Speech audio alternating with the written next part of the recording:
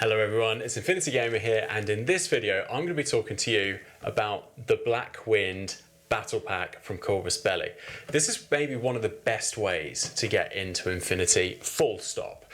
In terms of value for money, economy, also what you get from it, it's definitely one of the most efficient ways to get into Infinity itself. You get two armies in Blackwind, that's Hak Islam and Aleph. In other action packs, or these are two-player battle packs, we've seen Nomads versus Ariadna, we've seen Pano versus Yujing, and then slightly before Code 1, but still kind of applicable, we had O12 versus Combined Army with Wildfire.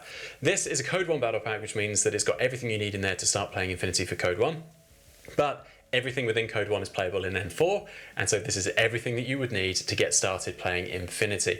It nicely introduces you to the whole game, and that's partly because of all the things that come inside Operation Blackwind. Now, there's been some unboxings already by Corvus Belli and other people, so I'm not going to go into too much detail with the individual things that you get. But for example, you get a playing mat that is just nice for you to kind of get started on. You get this really cool 3mm terrain, which pops out and assembles. It's not the easiest to assemble if you don't. Even with the instructions, there's a little bit of a knack to it. I've got a video that I've linked to up there which shows how to do it without breaking the cardboard itself or trying to force any bits together. Because it's 3mm cardboard, you can maybe see it there, which is quite nice and thick and premium. That means that there's not a lot of flexibility in there, so doing it right is important. You get dice for each faction, yellow for Hak Islam, white for Aleph. You obviously get all the minis, which are these fantastic metal sculpts that Corvus Belli are known for. You get tokens, just a quick run through here for anyone who's seeing this for the first time. Flamers, horrible damage, yuck, prone, ruler. These are silhouette tokens, so if you're trying to determine whether you can see something, you stick this behind it and it shows you the full volume. And then you get orders and orders and everything in here as well. So as I said, it is, from rulers to measurement to everything, it's everything you need to play Infinity. And you also get this quick start introductory booklet. This gives you a couple of scenarios to introduce you to the rules, and each of the missions that you're playing adds another layer of rules to it. There's still a bit of a gap. Oh, another thing that it has in there that's quite cool is explainers of all the units that you've just bought, because picking them up, you might not know exactly which one you've got in there. So it's got pictures of the units, it's got rules explainers on some of the basics there. The missions that you play through then add those rules into playable scenarios, give you an idea of which units to use to start with, starting with the basic light infantry and then moving up to more complicated units like that have combat jump and things like that. There's a bit of a gap when you end this to then jumping into Code 1. Now obviously the Code 1 rules are free and available online, so you can read through them fairly easily, but I would still recommend that if you want to get into Infinity and you're getting in through this set, that you try and find a local player if you can, who is a bit more experienced. Now you can do that through the Warcore map, which I've linked to in the description below. That will show you volunteer individuals across the world that have actually stuck their hands up and say that they're willing to talk to and demo games to new players. So reach out to a Warcore if you've got one in your local environment, or jump on IGC, which is the Infinity Global Community on Facebook. Pop your questions in there. There's a whole group of experienced people that are willing to help you there, and they'll even be able to point you to local players and demo people as well. There's also the Discord for Infinity. If you're not on Facebook for whatever reason, you can jump into that and ask your questions. And most countries have their own local groups, whether it's on Facebook or Discord, where you can learn and things like that. But this is very good to play through. It gives you an idea of how different mechanics work. But I will caveat that if you're two people that have never played Infinity before, you might get stuck on a couple of rules interactions here, especially if you're coming from another gaming system. Some things are quite different here. So I actually have a video that I will link to at the end of this one, which is a run through of this as a quick start explainer, which might help bridge that gap, even though it's not perfect. It might just give you a little idea as to how things work. We then see some common questions come up that clearly aren't addressed in this, so give that a go. So you've got Operation Blackwind, which is the big box with two factions. It's excellent if you've got a mate who's also been considering getting into Infinity, because you've got two armies that can play against each other and you can start collecting them. But even if you're on your own, someone is likely going to be willing to buy the other half of that set from you. So even if you're getting this just for yourself, you'll probably make some of your money back by selling the other half of that, because it's great value for money.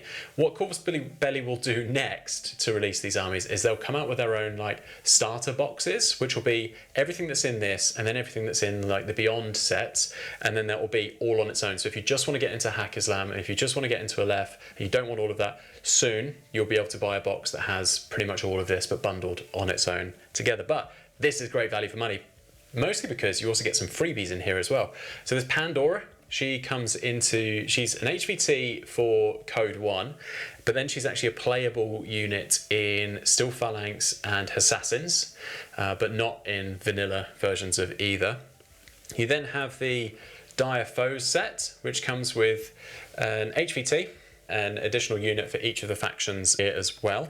All of this was available as part of the Gen Con event bundle, and this Helena of Troy HVT is only available in the Gen Con event bundle, so this might not be available for much longer, but she is an HVT playable in M4. That's basically a non-player character that you use for missions and things like that. But let's dive into these packs. Like, what do you actually get in terms of points, playability? Is it enough for you to actually start to play Infinity from an army and model count perspective?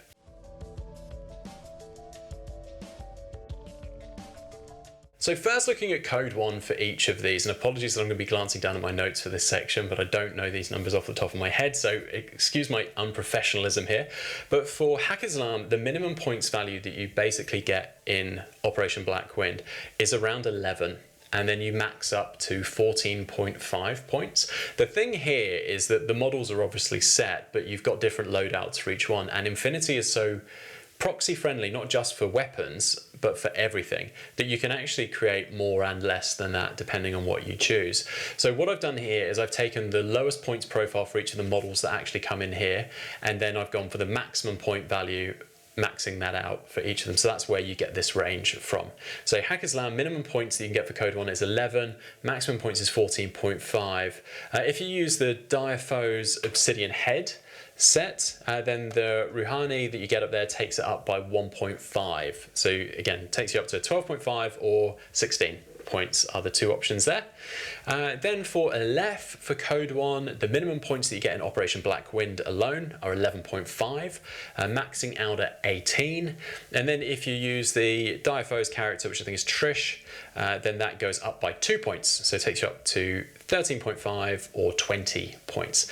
Now, because in Code 1 you've got 15, 25 and 30 points are the limits for a lot of those missions, you're kind of comfortably able to play 15 points quite comfortably with Aleph, and then you're kind of pushing it a little bit for the Hack Islam side of things. But so long as you've got the Dire Foes and you have the most expensive version of everything, then you're comfortably over 15. I think that's the only thing that I will observe with this Blackwind box. Aleph seems to get more points than Hack Islam, but that's just indicative of Aleph. That a lot of their stuff is more expensive and they don't have access to cheap units. What you'll find if you do jump into N4 is that expensive units aren't always a good thing, because you want some cheap stuff in there to give you more orders. Aleph is quite famous for not having a lot of really cheap order options available, as opposed to Hack Islam, where you've actually got some very good inexpensive units to fill out your roster. So it might seem bad here, but it's actually a good thing later on that Hack Islam has slightly less points in this box. You can't take Pandora in either of these factions in Code 1 as far as I could see. But then when you look at N4 for this Operation Blackwind box, you're looking at Hack Islam having around 127 points as the minimum, and then the maximum points for just the Blackwind box is around 161. Rouhani takes that up by 21 points, so it means that you're more comfortably at that lower 150 point N4 threshold. When you're looking at Aleph, the minimum points are 171 straight out the bat, and that goes up to 207 when you start to take the maximum value of things. Then you can use Trisha to take that up by about 26. So Aleph very comfortably at that 150 minimum, knocking on the door of that kind of 200, quite with a bit of comfort there, but not quite enough to take you up to the standard full game, which is around 300 points. N4 games, yeah, you'll be basically limited to 150 if you and your mate are playing, because you'll be having to counter Hack-Islam's like slightly lower points values here. So Aleph, those units might have a bit more flexibility for points, but you're basically playing at 150. Pandora only comes into play for people playing Steel Phalanx and Assassins. Otherwise, she's an HVT option in all of the other games. But in N4, that might get a little bit confusing for some people because she is a viable unit. It will take someone kind of realizing that you're playing vanilla Aleph or vanilla Hack-Islam to realize that Pandora isn't actually a unit in your army. So if you're getting this set, maybe lean on using Helena of Troy or the Underground Hacker unit instead of using Pandora for an HVT.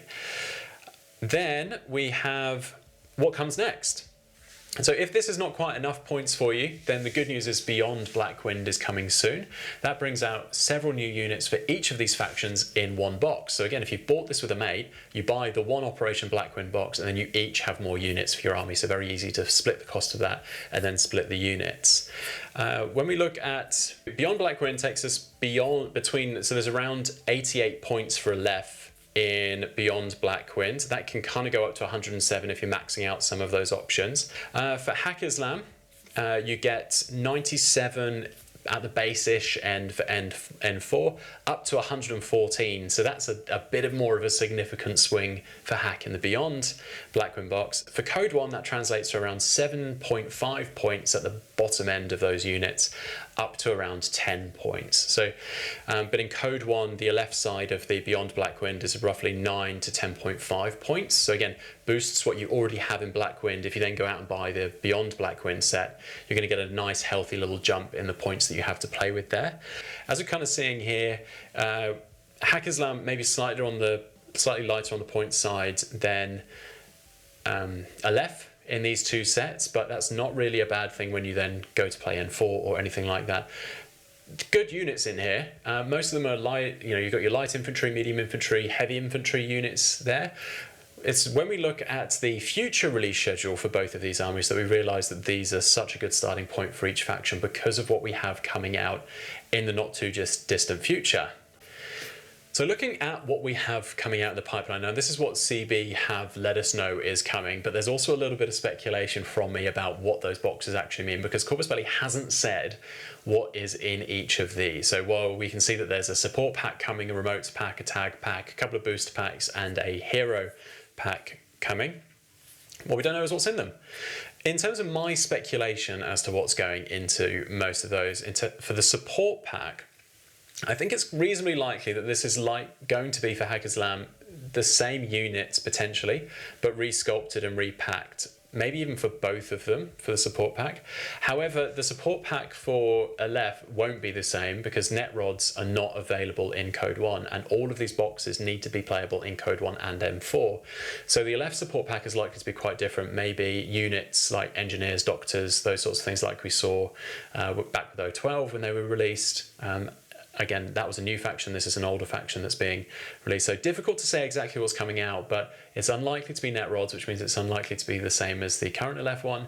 Whereas the Hack-Islam support pack, it might just be resculpts or repackages of those same units or similar to it. That's harder to say, pure speculation at this stage. The remotes pack, for the Aleph side of things, I reckon it's going to be the Lamed rebots in that remote pack, because I think they were new for Blackwind, but we definitely don't have any historically, and they're playable in Code 1 and M4. So that's where my money is at. And then for Hack, there's a few good options here because there's some existing remotes that could do with a resculpt, but there might be some other options that Corvus Belli would go through. The downside is with how Corvus Belli releases models is they don't always fill the gaps as a priority, which means that if a profile doesn't have a model, it doesn't mean it's going to be the next one to get a model, because Corvus Belli has a habit of resculpting models that have already had a model, or several. I'm looking at you, Ushia McNeil, Joan of Arc, even Fat Yan Yan's had a couple. Yeah, I was thinking about the other guy who's actually in Hack-Islam. Saladin, he's had one or two sculpts as well. So yeah, Corvus Belli will resculpt an existing model before they'll actually release a model for a profile that doesn't have a model yet. So a bit of guesswork going on here. I'm less sure with Hack-Islam what the remotes are, but relatively confident with Aleph that those will be the remotes that we see there. The tag packs, These ones are maybe slightly more obvious as to what they're going to be, less guesswork required here. So for a left, the tag will be the Agamemnon profile that's brand new for Blackwind in Code 1. That's a tag that hasn't existed before, so it makes sense for that to get a sculpt. Plus for a left, we've just had a new Marut sculpt, which fits into the N4 category. So Agamemnon is likely to be the tag that comes up for a left in that box, which is good because I like that profile and I'm excited to play it with my left. I want the model for that so badly. And then for Hackaslam, it's likely to be the Shakush tag. That's my guess. Well, that's what I reckon. Anyway, Corvus Belli does have a habit of throwing a spanner in the works and surprising, and you know, often I'm just wrong. But that's my guess, is that those are the two tags that come out at that release.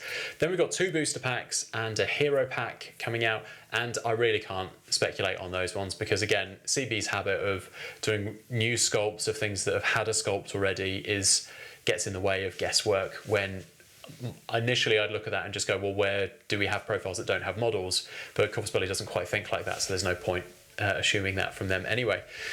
So there we have it. That is my summary of Blackwind, what you get in the sets itself, why they're so good, and the best people that they're suited for. As a recap, Operation Blackwind is going to be one of the best options for you to get into Infinity if you've never played it before but you're excited, especially if you like Aleph or Hackaslam. If you don't like Aleph and Hackaslam, you're going to have to try and find one of the old battle packs to see the same sort of value. So the most recent one was Crimson Stone. As I said, that was Nomads and Ariadne, and then before that was Coldstrom, which was Pano and Yu Jing. They're very difficult to find because Corvus Belli discontinues the battle packs when those new action packs or the army starter packs come out, which is what we'll see for this in maybe 6 months down the line. Someone else will correct me in the comments. But somewhere in the future, they'll stop doing this Operation Blackwind pack, and then the only way you'll be able to get into these factions is by buying the army packs for Aleph and Hackaslam, which will include everything that's in Operation Blackwind, everything that's in the Dire Foes set off the top of my head, and then everything that's in Beyond Blackwind. That will all then just be split out into their separate factions, and you'll be able to buy boxes for just those things. If you and a mate are looking to play Infinity, get this battle pack. It's got everything, you know, the terrain, it's got the tokens, it's got the units, it's got the information, the how-to guide. There is literally no better way for you to start playing Infinity than to jump into a pack like this. There's honestly no better way. So this is really good. I'm excited to be playing both the Aleph and the Hackaslam side of things when I manage to get the Beyond, get the armies up a little bit once I finish playing my Morats, and then I'll be getting into this. The sectorials for each, Assassins and Steel Phalanx, are very exciting too, which I'll be playing in N4 as well as the vanilla versions of these. Excellent models. The Helena of Troy sculpt for the HPT is beautiful. Well done, Corvus Belli. Are you jumping in and getting Blackwind? Let me know in the comments below what you think, whether it's your first time buying anything from Corvus Belli and you're getting into Operation Blackwind, or you've been looking to get into these factions and you're using Operation Blackwind as an opportunity to start building your force for each of those. I want to hear from you in the comments. Let me know what you're doing with Blackwind. What are you excited about playing the most? Which units have grabbed your attention the most? I'm very excited for both of these. I hope you are too. Thank you so much for watching this video. I really do appreciate it, and I will be back soon with more videos.